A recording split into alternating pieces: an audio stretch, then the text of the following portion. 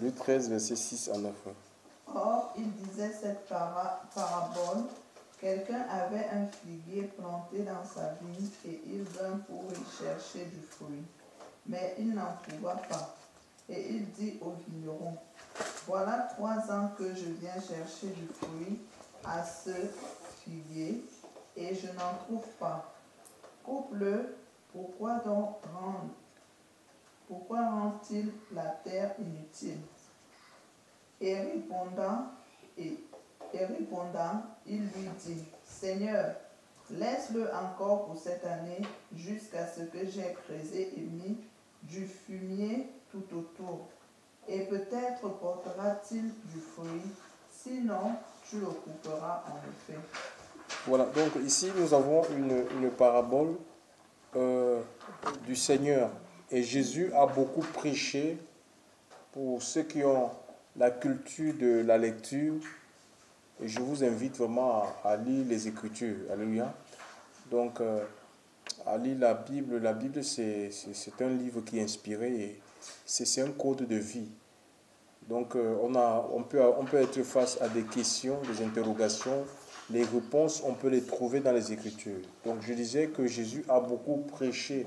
Il a beaucoup enseigné en paraboles. Et ces paraboles étaient tirées des choses de la nature, des choses avec lesquelles son auditoire était accoutumé. Parce que le but, c'est que le message soit reçu, en fait, que le message soit compris, d'accord, par les auditeurs, en fait. C'est pourquoi il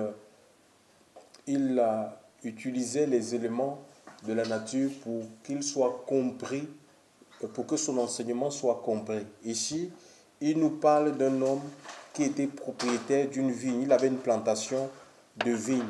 Et dans une vigne, qu'est-ce qu'on peut... Dans une vigne, on peut recueillir du vin, en fait. Hein, les vignes, les gens qui plantent les vignes, c'est pour produire du vin, en fait. Hein. Donc, et le vin, l'Écriture nous dit que ça réjouit le cœur. Ça réjouit le cœur de l'homme. Ça veut dire que, en fait, l'œuvre de Dieu, alléluia, l'œuvre de Dieu à laquelle le Seigneur nous invite à faire est remplie de beaucoup de joie, alléluia. Et cette joie, il y a la joie de servir, parce que c'est une joie qui est produite par l'Esprit de Dieu, alléluia, qui est produite par le Saint-Esprit. Donc, dans cette vigne-là, cette plantation, il y avait un figuier qui était planté. Et l'Écriture dit que le propriétaire de la vigne, hein, celui qui avait investi, qui avait acheté ce champ, celui qui avait acheté ce champ, acheté les plants, parce que tu ne peux pas investir à perte, en fait. Quand on investit, c'est pour que nous puissions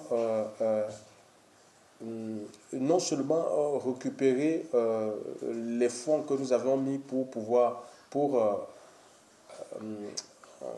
acquérir notre champ, mais en même temps, on s'attend à un bénéfice, en fait. À un retour, on appelle ça le retour sur investissement. Et ici, il s'avère que dans cette vigne-là, il y avait un figuier qui était planté. Et 3 ans, ce figuier ne portait pas du fruit. Pourtant, c'était un figuier. Sûrement, cet homme avait voulu manger. Il avait désiré, il voulait manger des figues, en fait. Le figuier, ça produit des figues. Et il en avait besoin, en fait. Et il a investi dans une figue, espérant récolter, chers frères et sœurs, du fruit. Mais sauf qu'il n'en trouvait pas 1 an, 2 ans, 3 ans. Donc le propriétaire de la vigne qui avait acheté, chers frères et sœurs, cette vigne, qui avait acheté des plants, qui avait acheté de l'engrais, hein, tout ce qui est nécessaire pour permettre la croissance, le développement des plantes, il est venu vers le vigneron, chers frères et sœurs, pour se rendre compte. Alléluia. Alors, il a observé que ce figuier-là était sans fruit. Chers frères et sœurs, nous sommes les plants du Seigneur. Hein. Nous sommes non seulement le champ de Dieu, nous sommes un peu comme ces c'est des figuiers plantés dans le champ de Dieu. Et nous avons été achetés, en fait. Le Seigneur nous a rachetés, en fait. Hein. C'est comme quand quelqu'un veut investir dans l'agriculture, il va acheter les plants. Il y a des magasins qui vendent des plants. D'accord? Il y a des sociétés qui vendent des graines et tout.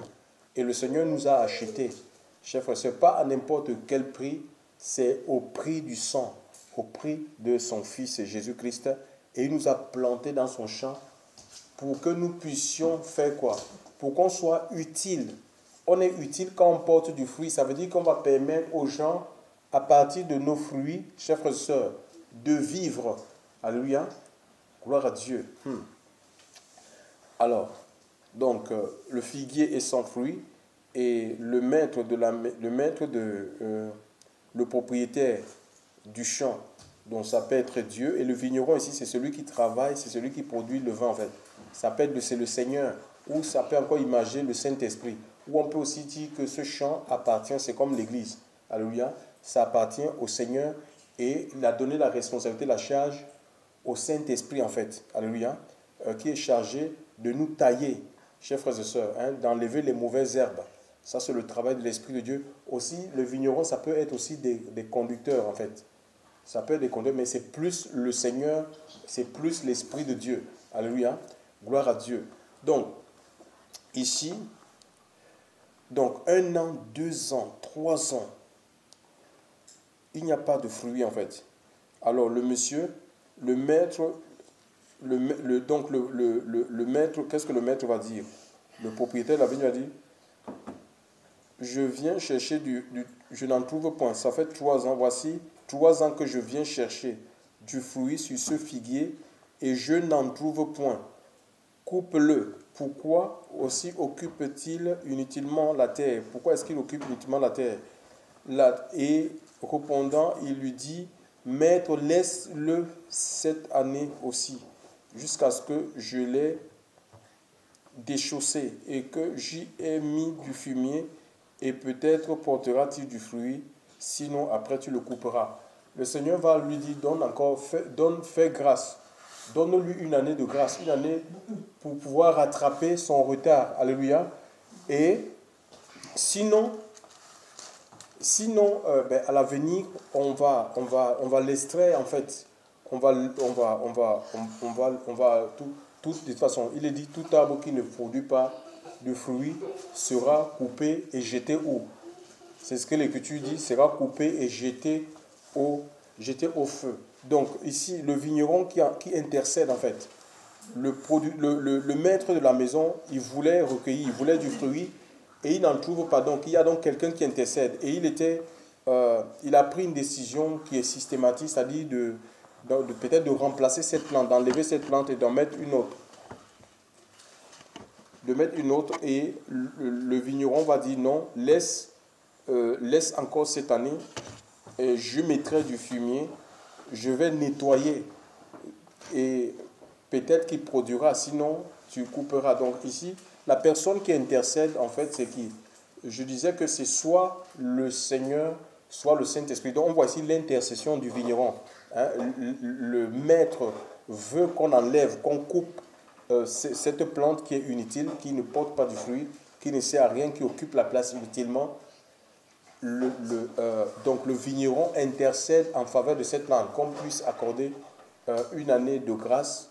Et voilà, donc il va s'y mettre, il va investir dans cette plante. Il fera tout ce qui est à son possible pour que cette plante soit fructueuse, que ce figuier soit fructueux, que ce figuier puisse porter du fruit. Sinon, à l'avenir, on le coupera. Donc, on peut lire par exemple dans Romains chapitre 8, verset 26 et Romains chapitre 8, verset 34. Une personne lit Romains chapitre 8, verset 26. Une autre personne lit Romains chapitre 8, verset 34.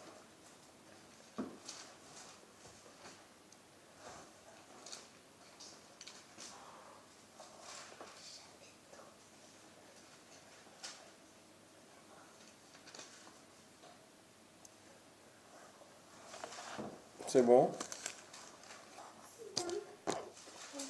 De même, l'Esprit Saint aussi nous vient en aide parce que nous sommes faibles. En effet, nous ne savons pas plus en nous-mêmes, mais l'Esprit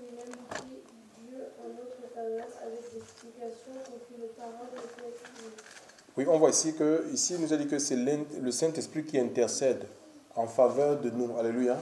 Donc, et l'autre passage, dans le livre de Romains, toujours Romains 8, 34. Qui les condamnera?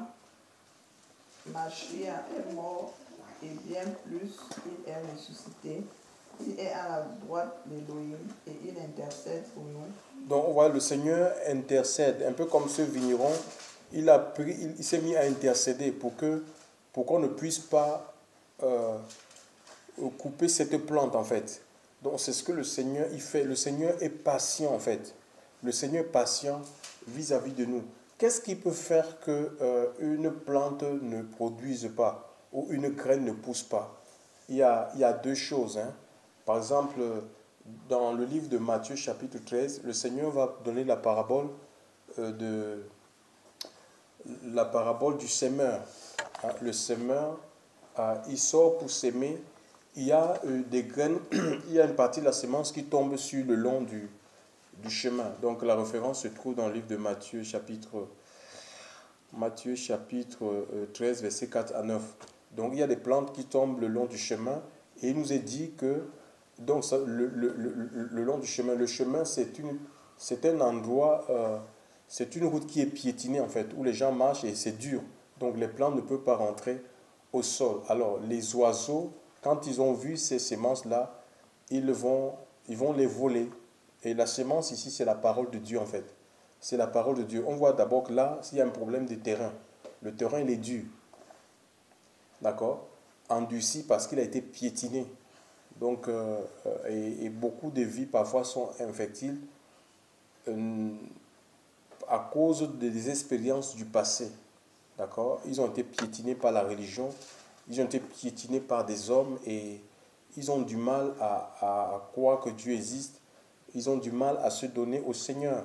Il y a une autre sémence dont il a donné l'exemple de Cater. Il y a une autre sémence qui va tomber sur des endroits rocailleux. Un endroit rocailleux où il y a des pierres. Et parce que le sol, faute de sol, la plante elle va pousser, mais sauf qu'elle ne va pas aller en profondeur. Pourquoi? Parce qu'il y a des pierres dans le sol et qui empêchent que la plante puisse émerger. Quand le soleil va apparaître, et cette planche va sécher parce qu'elle n'a pas suffisamment de racines, elle n'est pas, elle n'a pas de racines au fond. Les racines ne peuvent pas aller au fond à cause des pierres. Les pierres, c'est quoi? C'est de l'incrédulité en fait. Et quand il y a le soleil, c'est l'épreuve, hein, ça image l'épreuve, les difficultés de la vie qui font souvent les gens, ils abandonnent. Quand il y a la persécution, il y a une souffrance, une peine, une bénédiction qui tarde, on lâche la main de Dieu. Et il y a aussi il parle d'un autre terrain où c'est la semence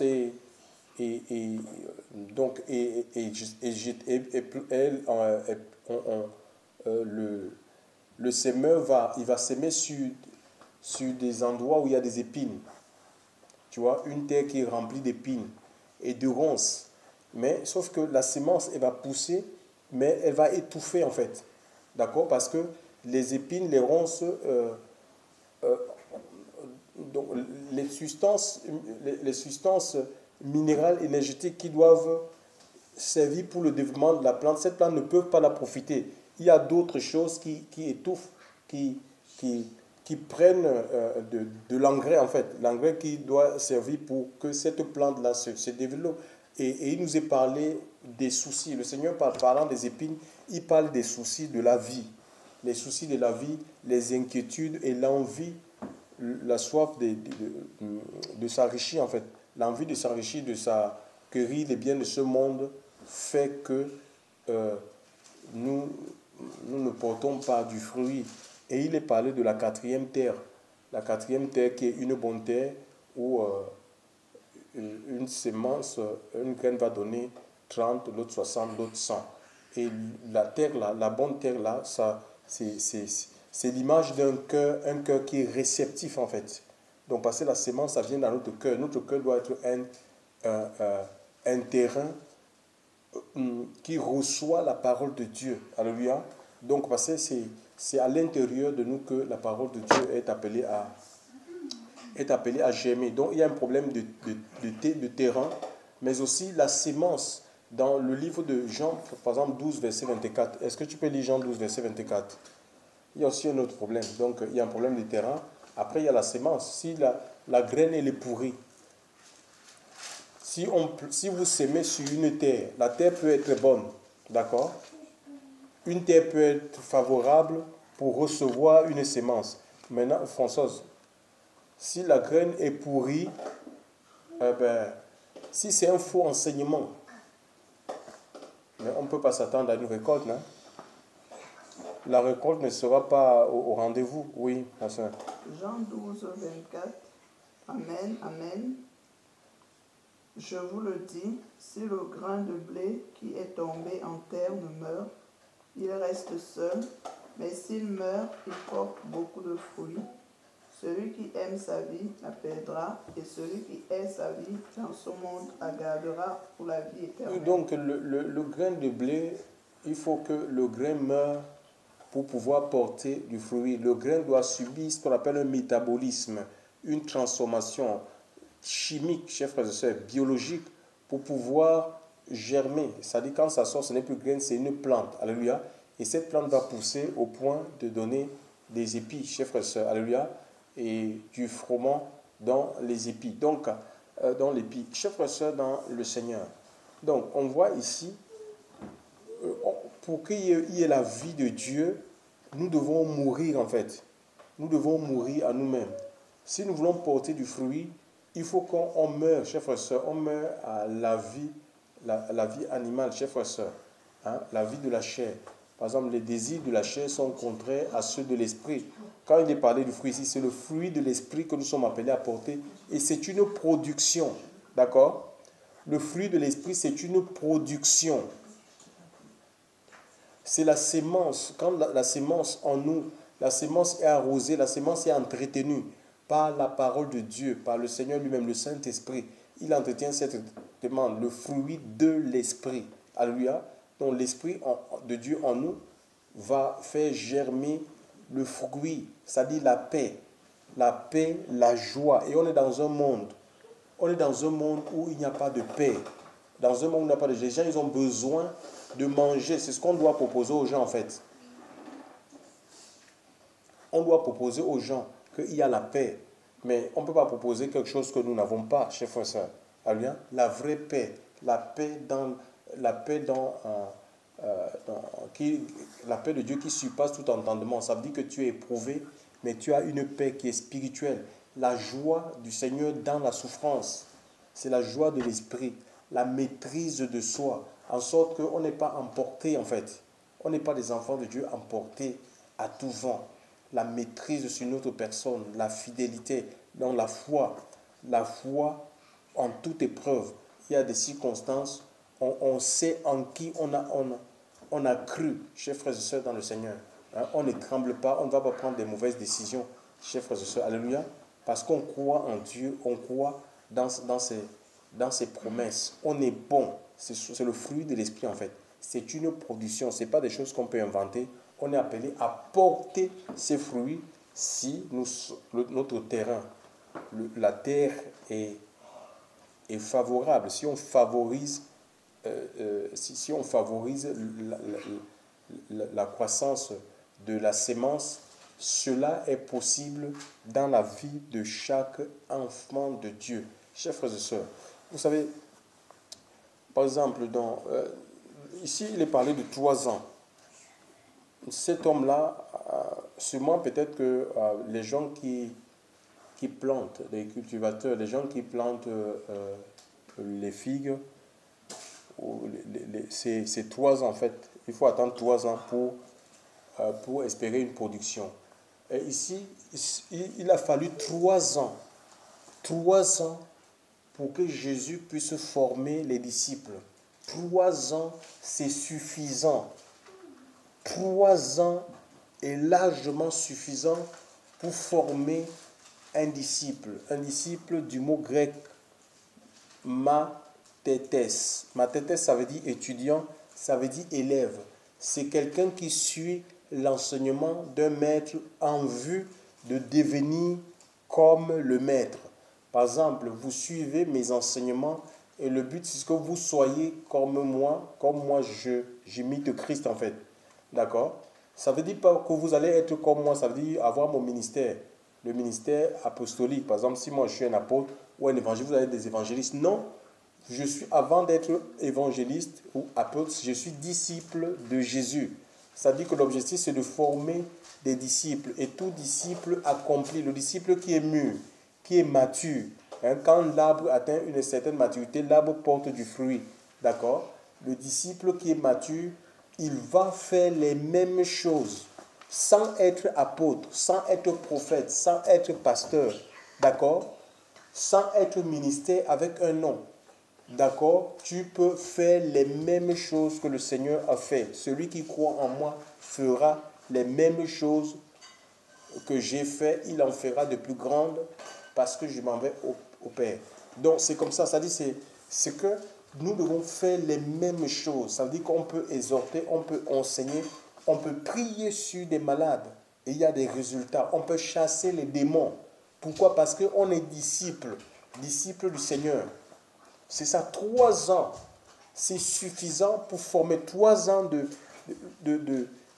je parle de renoncement. C'est pas, on peut avoir 3 ans dans un milieu, dans une assemblée où on prêche la parole de Dieu et vraiment et être fermé à la parole de Dieu. Hein, d'accord? Être complètement fermé à la parole de Dieu, être vide. Un peu comme ce figuier. Hein? Ce figuier a subi les mêmes processus que les plants de vigne qui étaient dans le même champ. Parce que là, nous avons fait un champ, à une plantation de vigne, et on avait mis cet homme-là à décider de mettre un figuier à l'intérieur. Hein? Une plante qui n'était pas de la même, une plante hétérogène. D'accord? C'est un peu comme nous. Nous sommes rentrés dans une alliance, en fait. Nous avons été greffés dans l'olivier franc. Parce que l'alliance que Dieu a faite, c'était avec Israël. Et nous sommes des hommes des nations que Dieu a greffés. Nous sommes un peu comme des figuiers greffés dans l'olivier franc.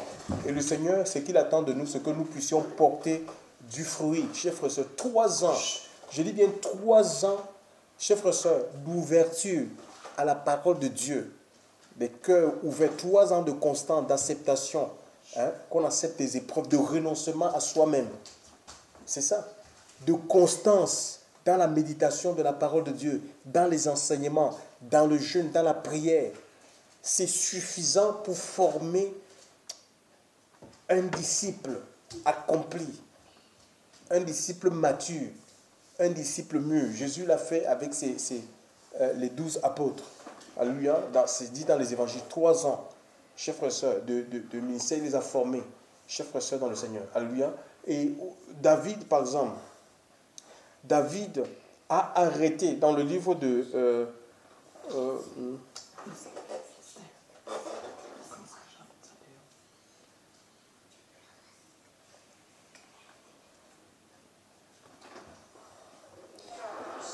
dans le livre de Samuel, hein, dans le livre de Samuel, David avait arrêté de poursuivre son... C'est dans le, je crois, c'est 1 Samuel 22. David avait arrêté de poursuivre Absalom, chers frères et sœurs, après 3 ans. D'accord? Après 3 ans, et parce qu'il fut consolé en fait de la mort d'Amon. Il avait un fils, et ce fils avait été tué par... Ce fils avait été tué en fait. Ce fils avait été tué. Amon avait été tué par son frère Absalom. Donc il y a eu ce on appelle ça entre les frères, c'est une fratricide. D'accord? Il avait été tué par son frère.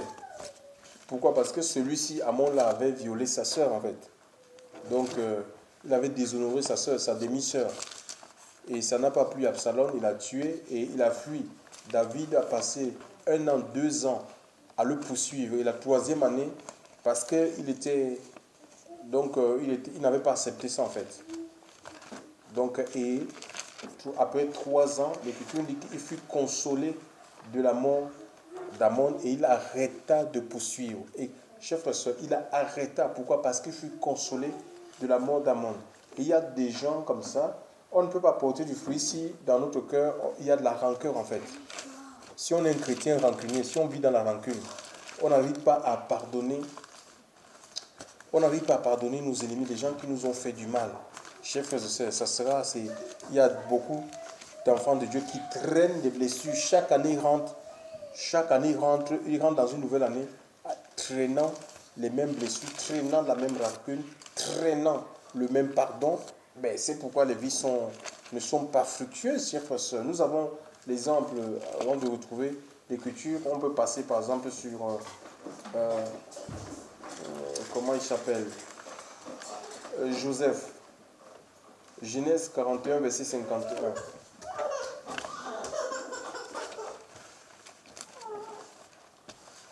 Joseph. Genèse 41, verset 51.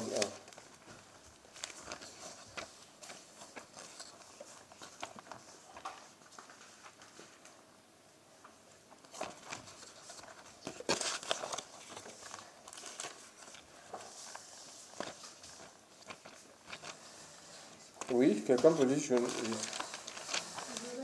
Élie monastère et lui déclara: Dieu m'a permis d'oublier toutes mes souffrances et m'a séparé d'avec le monde. Oui. Il appela le cadet Ephraïm et il expliqua: Dieu m'a accordé des enfants dans ce pays où j'ai été heureux. Oui, donc voilà, ici, Joseph, il avait épousé Asnath. C'était la fille d'un prêtre. Hein. Et il va avoir de cette union, va naître 2 enfants. Ephraïm était le cadet et Manassé était quoi?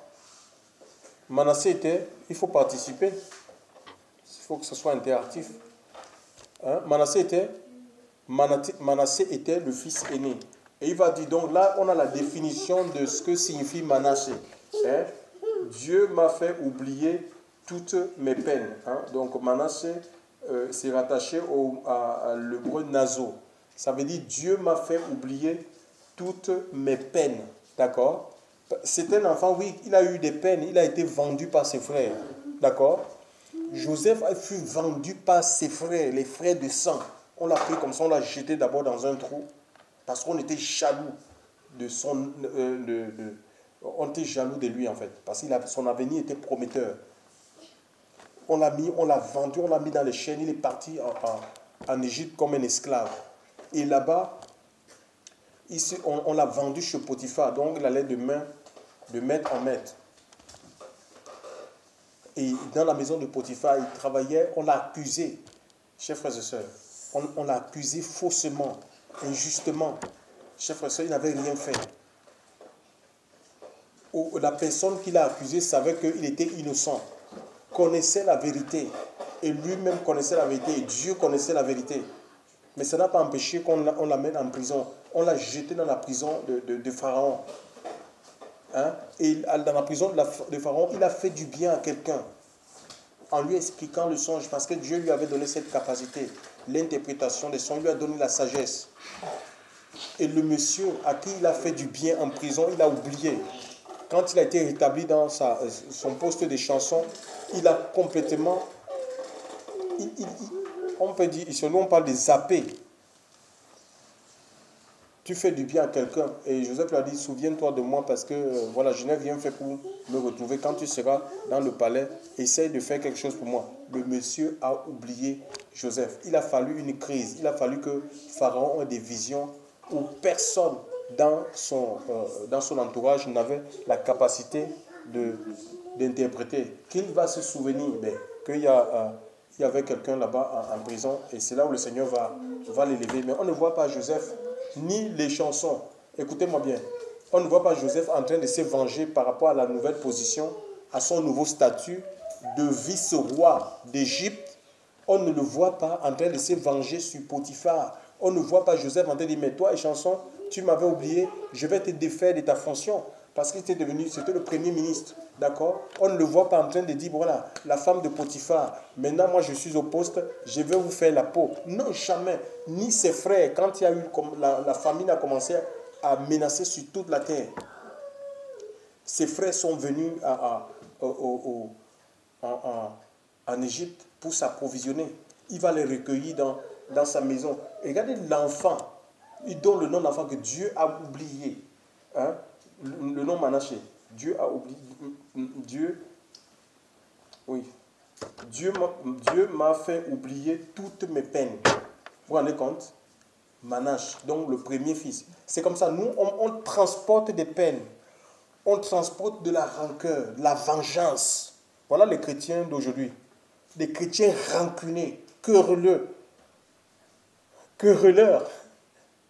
Ils sont dans les querelles. Des chrétiens qui sont dans les rivalités. Même si on t'a chassé d'une assemblée, pourquoi tu vas rentrer dans le combat de la chair? Dieu ne dit-il pas à moi la vengeance, à moi la rétribution? On rentre dans le combat de la chair. Chers frères et sœurs dans le Seigneur, voilà donc les chrétiens, voilà donc les choses qui font qu'on n'arrive pas à porter du fruit. Pour porter du fruit, il faut qu'on passe. C'est pas qu'on ne peut pas devenir amnésique. Vous savez, si les gens nous ont fait du mal, même si on nous a violés, on a une tentative de viol, si les gens ont abusé de nous, on ne peut pas devenir amnésique. C'est-à-dire au point où, parce qu'on a un cerveau, et notre cerveau a une partie qu'on appelle le subconscient, donc ça enregistre tout, même les trucs qu'on a oubliés, ça peut arriver, ça nous rappelle des souvenirs là. Il y a des souvenirs qui vont remonter tout simplement. Alléluia. Mais ces choses-là ne peuvent pas. Même des souvenirs, si on a des souvenirs d'enfance qui sont difficiles, ça ne peut pas affecter notre vie au point où nous sommes dans l'incapacité de porter du fruit. Parce que l'Esprit de Dieu en nous, en fait, nous donne cette capacité-là. Notre capacité ne vient pas de nous, d'accord? Notre capacité ne vient pas de nous. Donc, on va avoir la force de pardonner nos ennemis par le Saint-Esprit. Joseph était un homme qui avait une relation avec le Seigneur. C'est ça. Il était attaché à la source. Et si on est attaché à la source, on ne peut que porter du fruit. Donc, la première des choses, le Seigneur nous amène à passer outre. D'accord? À passer outre. On va passer outre, on va pardonner. Ça ne veut pas dire qu'on va oublier, mais même si on a ça on a ces souvenirs, ne peuvent pas nous affecter. Ça ne peut pas nous pousser à la vengeance. D'accord? On va pardonner comme le Seigneur lui-même nous a pardonné, et il a pardonné sur le bois de la croix en disant pardonne les cas, ils ne savent pas ce qu'ils font. Et maintenant, le deuxième fils, le cadet, c'est là où le cadet va naître. Parce que sans le pardon, si on ne passe pas, si on ne passe pas à autre chose, d'accord? Si on n'est pas dans la capacité d'oublier, d'accord, d'oublier le mal qu'on a fait, si on ne peut pas donner Manassé, on ne peut pas enfanter Manassé, on ne peut pas enfanter Ephraïm. Ephraïm, ça veut dire doublement fécond, hein? C'est prolifique, c'est celui qui porte du fruit en fait. Donc notre vie ne sera pas fructueuse, d'accord? C'est comme ça. C'est d'abord le pardon. Si on arrive à pardonner, à passer ce cap-là, hein, à nous dépasser en fait, à être au-dessus des choses que les gens nous ont faites, alors nous allons porter du fruit. Il y aura Ephraïm dans notre vie, dans notre cœur, chers frères et sœurs, dans le Seigneur. Alléluia. Donc voilà, et c'est comme ça en fait, que le Seigneur veut que nous portions du fruit. Et pour cela, tout dépend de... je vous ai parlé du terrain tout à l'heure, c'est la relation en fait. Il faut avoir une relation tout simplement avec le Seigneur. Hein? Il y a dans le psaume 1, on peut lire le psaume 1, le psaume 1, verset 1 à 2, peut-être jusqu'à 3.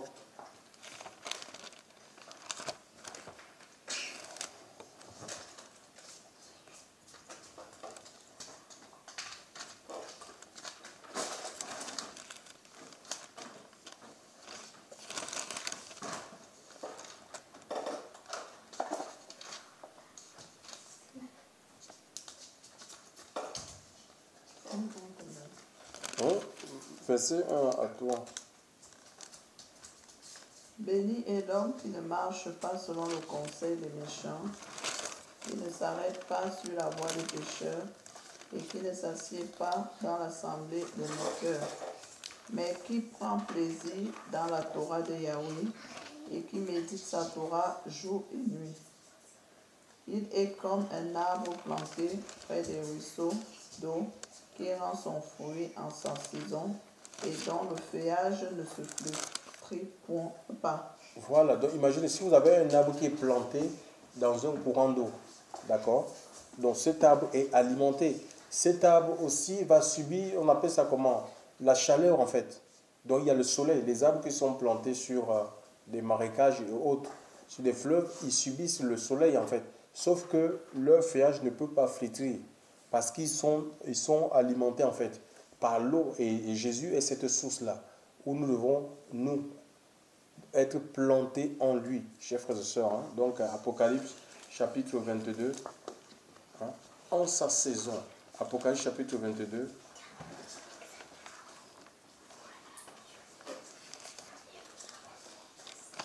Verset 1 à 2.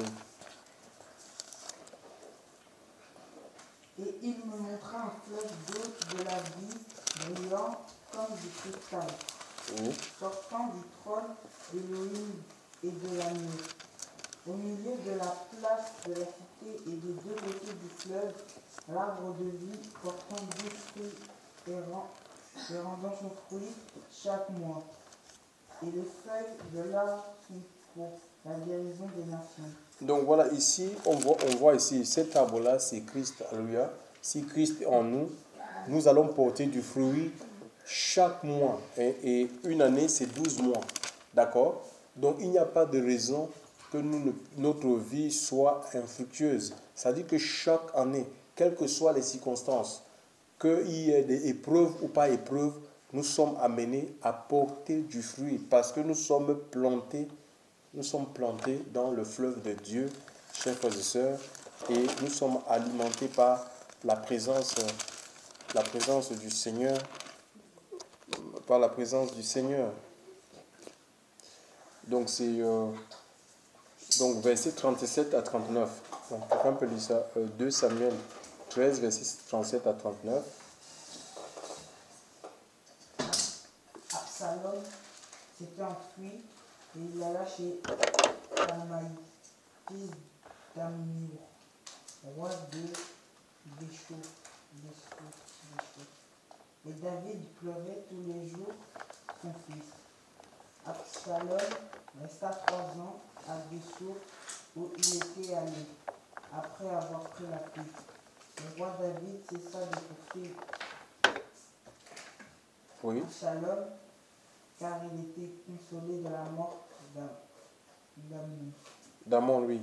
Donc il va arrêter 3 ans après, il va arrêter de poursuivre Absalom. Donc on ne peut pas vivre avec la rancœur, chers frères, c'est impossible. On ne peut pas vivre avec la méchanceté en nous. On ne peut pas vivre avec des péchés en nous 1 an, 2 ans, 3 ans. Le Saint-Esprit quand même travaille. Et c'est nous qui devons donner la possibilité à l'Esprit de Dieu de travailler. On a lu le psaume 1 là. Heureux l'homme qui ne s'arrête pas sur la voie du péché, qui ne s'assied pas en compagnie des moqueurs, mais qui prend plaisir. Alléluia. Donc voilà, dans la loi de Seigneur, de Dieu. Donc si on veut des vies fructueuses, si nous voulons porter du fruit en abondance, chers frères et sœurs, alléluia, c'est possible. Et le Seigneur lui-même va dire, il est le cep et nous sommes des sarments. Et si les sarments sont attachés au cep, nous allons porter du fruit et le Seigneur va continuer à nous émonder, alléluia. Il va continuer à enlever, à nous débarrasser des choses qui sont futiles, inutiles, chers frères et sœurs. Ça va continuer à nous séparer pour que notre vie soit davantage fructueuse. Donc c'est la volonté de Dieu parce qu'on vit dans un monde qui a faim. Le monde a faim et soif. Ils ont faim d'amour, ils ont soif de joie, de paix, hein, de justice, de fidélité, de sainteté. Et ça, c'est les fruits que nous sommes appelés à porter. C'est nous qui devons les donner ces choses. Et si on est vide, ben, les gens vont mourir de faim et ils iront s'abreuver dans des mauvais endroits. D'accord? Donc ça, c'est la responsabilité de l'église que nous sommes. Donc voilà, on doit s'ouvrir tout simplement au Seigneur et laisser l'Esprit de Dieu nous travailler, alléluia, pour que nos vies soient utiles, qu'on n'occupe pas la terre, qu'on ne soit pas sur la terre comme ça là, sans servir le dessein de Dieu. Que le nom du Seigneur soit béni. On va prier le Seigneur ce soir.